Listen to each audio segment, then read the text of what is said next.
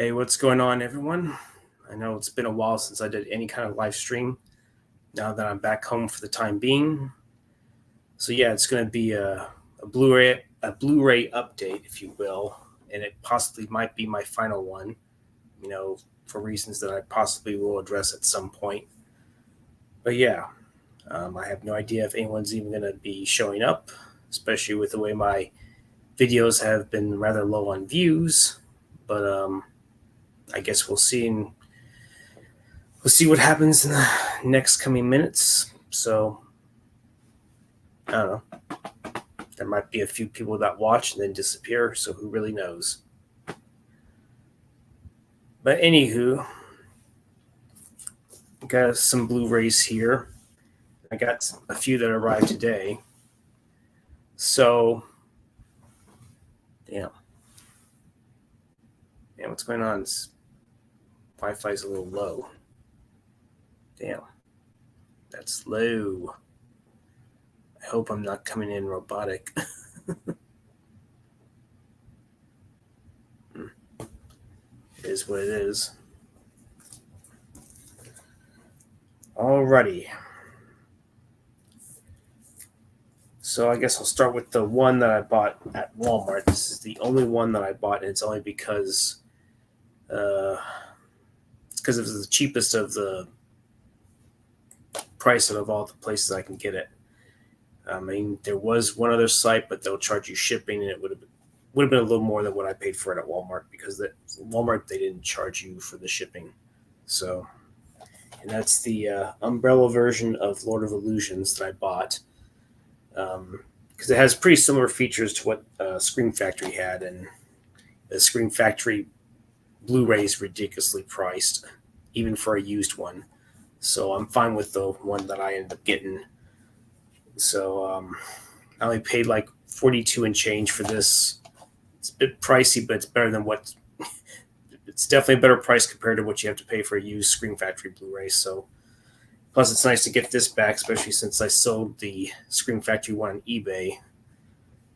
Feels pretty good because this is a pretty solid Clive Barker film that I liked. It's not like his Hellraiser movies. So, yeah. So next up, what I have here. Let's see. Let me make sure. Okay. These other two that I bought, these were on Amazon, and I'm very lucky to get it for the price it is, because this might be going out of print because it's a Scream Factory Blu-ray. Technically, these are both Scream Factory, and this is the Phantom of the Opera Blu-ray. This is the 1989 version with Robert Englund. I've yet to see it. I know it's directed by Dwight H. Little, the guy that did Halloween 4 before this movie. So I'm curious to see what this version of Phantom of the Opera is like. It might be twisted, but hey, it might be fun. So I might have to check it out and see if it's any good. And next up, I always thought this was a really good thriller, and it's going on, and you're probably going to disappear pretty soon. So, came out in '92. Wasn't exactly a box office hit, but it did get some recognition afterwards. And that's the Jennifer Ape movie that I have with Andy Garcia, Uma Thurman. Lance Henriksen's also in this. Kathy Baker.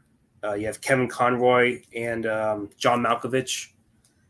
I always thought this was a really overlooked movie when it first premiered in theaters back in '92. Didn't do very well, but definitely got some recognition afterwards, mainly for the performances.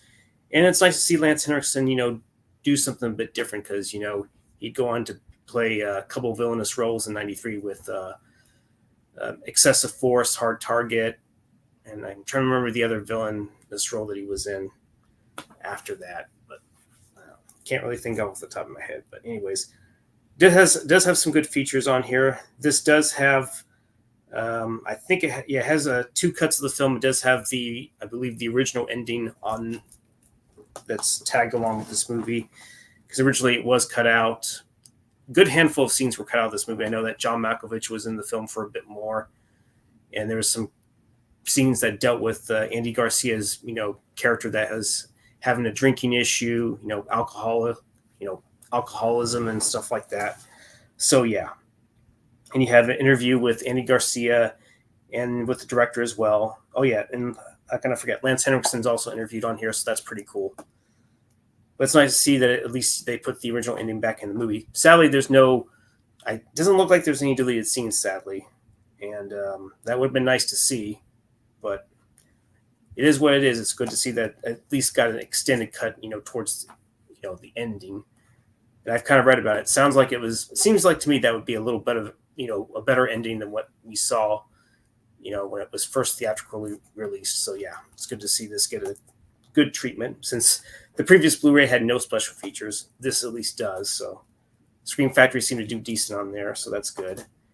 And as for the, let's see, these are the rest of them I bought on eBay mainly because I got 20% off. And I always like this film. It's John Hughes. What can I say? It's the Some Kind of Wonderful with Eric Stoltz, Mary Stuart Masterson, and Leah Thompson. I believe it has some of the features from the previous DVD.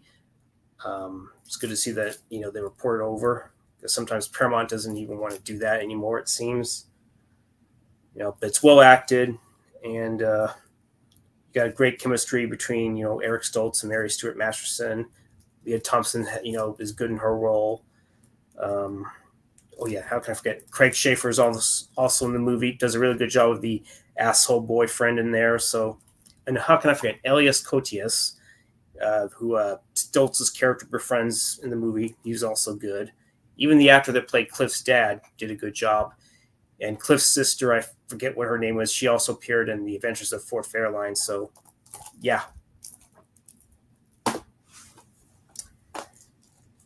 And next up, it's actually a couple 4Ks. Mainly at some point, believe it or not, I plan on maybe getting a region-free 4K Blu-ray player, because I have some 4Ks, but I also have some Blu-rays that might be, that are overseas, and it could be possibly region locked. Maybe the film itself may not be region locked, but I think some of the features are. So I might be getting a new 4K Blu-ray player. It's region free that can play, Blu-rays from overseas, because it's region A, it can't play anything that's B region related and stuff like that. So yeah. And now, okay, sorry, lost track. These two, I'll start with this one, The Lost Boys. Got 20% off of this. I was originally maybe going to get the cheaper one that came out in 2008, because I used to have it on DVD, but I think I gave that away to my dad or something like that. So, and plus, from what I read, the Blu-ray on this 4K edition has much better picture quality compared to the one on 2008. So I figured, why not make the upgrade? And if I may not have a 4K region, player yet, but the Blu-ray will at least look pretty crisp and clear. So it does port over the previous features on the DVD. So as you can tell, got a good amount of features. So I'm curious. So I'm also curious to see what it's like in 4K. I hope it's good. I assume it will be. So, and then next up, I don't think I ever got this movie. I'm kind of surprised that I never did, but it's the 1993 horror film Ticks.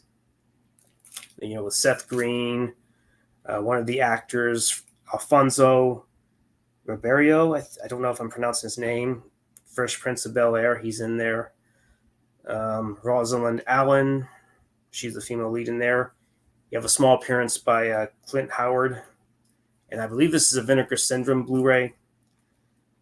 It shows, it's a 4K and also Blu-ray as well, too. And I believe it has a good amount of features in there. There's making of, looks like you have a commentary track with the director, Tony Randall. Trying to remember who else. Doesn't actually say the cat. Well, doesn't even say. Doesn't even have that cast and crew little thing. So, oh well, but it's good to have this. I thought this was a nice little creature feature here, so it's good to have it. And let me set it down. And the next two, these are both Christopher Lambert films. I guess I never got this one, believe it or not. This one's called The Hunted from 1995. Don't think I have this. Hopefully, if I do, maybe I can sell it on eBay or something if if it comes to that. So, but I remember liking Christopher Lambert in here. He was good. You got a good amount of features. You got a commentary with the writer and director. You also have a work print version on here as well. Deleted scenes. You have an alternate deleted scene in standard definition, behind the scenes footage. So I don't know if it has a new 2K scan, doesn't mention anything like that here, but it's overall, compared to the DVD, this has much improved features compared to that. So yeah. And next up is Mean Guns, which has, Lambert, and also has Ice-T in there. You have Michael Housley, Deborah Von Valkenburg. The only other film I remember she was in was Free Enterprise. She was in there. Believe it or not, you have Yuji Okamoto, the guy that played Chosen in The Karate Kid Part 2 and Cobra Kai. Tom Matthews, who is best known for Tommy Jarvis from Friday the 13th Part 6. And he did that. And I think he did a couple of the fan Friday the 13th movies as well. So, and it's directed by Albert Pyun, the guy that did the Sword and the Sorcerer. Have yet to see that, but I know he did Captain America. He did Cyborg. I believe I have Cyborg. Don't think I have Captain America, the 1990 version, the one with Matt Salinger, I think is the actor's name. So I can't really say much on that. But yeah. Anyways, I remember liking this, and I only had it on VHS, never had the DVD, but it's nice to see that it gets a good treatment. You got a good amount of special features on here. You have an audio commentary from Albert Pyun. You also have an introduction by Albert Pyun. Hey, what's up, Sam? Nothing with Christopher Lambert, sadly. It kind of sucks. I don't know why he's not interviewed, but I guess, it seems like he's not doing a whole lot. It'd be nice to see him do some interviews for once for his films, but it is what it is. But you got an interview with one of the producers, the executive producer, and of course the composer. He's credited as Tony Reparity or whatever, however you fucking pronounce his name. But yeah. And then I have the ones that came today. So I'm about to open this for the first time. Okay, I'm just going to take this out. Seems like they gave it a good box. Guess I'll start with the one on top. Yeah, oh, damn it. Yeah, I've been posting a lot of clips from movies like The Mummy. I actually just saw the re-release of The Mummy, and I think it still holds up well. Out of the original trilogy for that Mummy out of Stephen Sommers ones, that's the best one. 2 was decent, but of course I haven't watched 3, and I know a lot of people don't like Tomb of the Dragon Empire. Though I would say that maybe Jet Li was probably the best thing in that 3rd one. But anyways, getting back into it, I bought Lost Souls. I don't think I ever had this. I think this was a recent release. I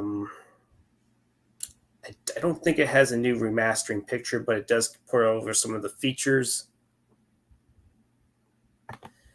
Yeah, most of the ones that have been getting a lot of views were my Star Trek 3 videos, but the ones I just posted for The Mummy, they've hardly been viewed.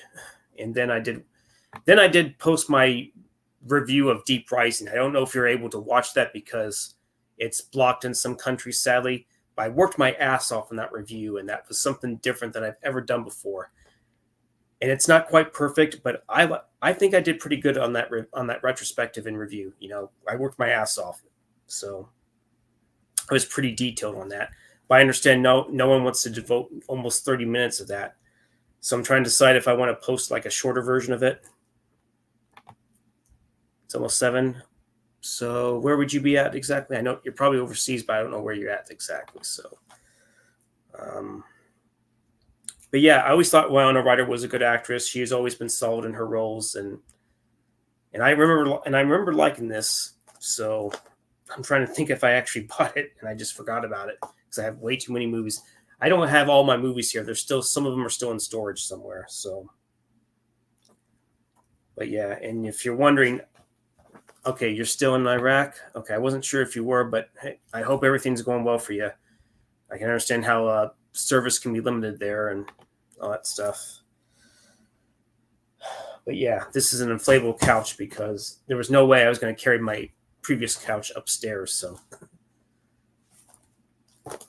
but yeah, I always thought this was a solid film, even if it didn't have like bombastic action sequences and all that good stuff. But it does have a chilling story to it, and Winona Ryder's past and everything about how she was possessed. It's a pretty interesting storyline. So it's not that bad of a movie as because it was critically panned. And finally, after so much, after wanting to get this for some time and wanting to get it when it first came out, but for whatever reason, I guess they didn't have like unlimited copies. Okay, I understand if you got to go. You take it easy, Sam. Have a good one. Finally, after so long, I have The Abyss. James Cameron's The Abyss, I should say. Of course, this is the 4K one, the most recent edition that came out. And from what I understood, this is the best one of the three because, he had True Lies and Aliens, his backorder catalog, as they referred to it as. They underwent these new AI transfers. They're supposed to be top of the line. And from what I understood, this one is the best of the three. For whatever reason, I understand you always want to improve picture quality, but I don't know if you should do it, and remove the grain because I don't think it's necessary. I mean, grain's important when you, especially for older films. I understand you want to improve the look of it, but sometimes it could be coming across as unnatural and just an unrealistic looking picture, I guess. I don't know. And you can almost have the same mistake like with the Predator Blu-ray with the way they handled that. It's not quite as bad from what I understand. It doesn't look too waxy, but it just looks like they like it's maybe too detailed or too bright or really just too soft at times. That's what I've heard with this this company. I don't know what they're called, but anyway, so I said, but it's good to finally get this on an anamorphic because before then it was just on a standard DVD and it was in letterboxed. It was pretty much from like the Laserdisc transfer or master that they borrow from. So yeah, it's good to finally get a Blu-ray of The Abyss because I like The Abyss. Even though you can say Leviathan's the funner of the three, this will probably be my second favorite right here. And then of course Deep Star 6, and then the few others like Lords of the Deep and all that good stuff. So yeah. And that's actually pretty much it. I mean, if I do get more Blu-rays, I won't get a whole lot. I might get The Perfect Weapon. I possibly might get Child's Play 2 and 3 because I only have the first one. I'm trying to decide if I want to upgrade the first one to 4K because I just have the regular edition of Child's Play. For some reason, Child's Play 2 and 3, they basically just have a 4K Blu-ray type of physical media. It's not Blu-ray specifically, so yeah, we'll see. Anywho, thanks for stopping by, Sam. That's pretty much the only person that stopped by. I don't know if I'm going to be doing a live stream. Not many people were watching anyway, so yeah, these are the Blu-rays I got. And it's very thankful that I got this because for whatever reason, like a week or two after it came out, it was hard to get a fucking copy of this. I guess Disney or 20th Century Studios was just feeling overwhelmed because, a lot of people were very, they were anticipating this release. So, yeah, I'm very glad to get this. Thankfully, I didn't have to pay X amount of dollars because a lot of private sellers on eBay wanted ridiculous amounts of money. They wanted $50-$60 for this. Amazon was pretty much, I think, wanting the same thing. Recently, they dropped in price, but luckily, I got these two. I actually got 10% off. I mean, I still had to pay for shipping, but 10% off is not bad. So I'll take it. So, but yeah, that's my Blu-ray set for the time being. I don't think I'll do the other one because it's not a whole lot. But like I said, I'm gonna not try to buy so much, even though it seems like physical media, you're better off getting it because, there is streaming, but, they can easily take that movie off for a while. And it won't have any of the behind the scenes, the filmmaking process, pre-production, production, post-production, all that good stuff. It's good to have features. It's good to hear interviews from the cast and crew who went into making this film and took their time and talk about the process, the script, and everything. You don't get that when you're streaming, so it's always good to have, physical media. And that's pretty much a dying breed these days. So sorry for this video sorry for this video being a little boring, but I don't care. That's what I got, and take it or leave it. So, alrighty, guess I'll be seeing y'all later. Take it easy and have a good one. Bye-bye.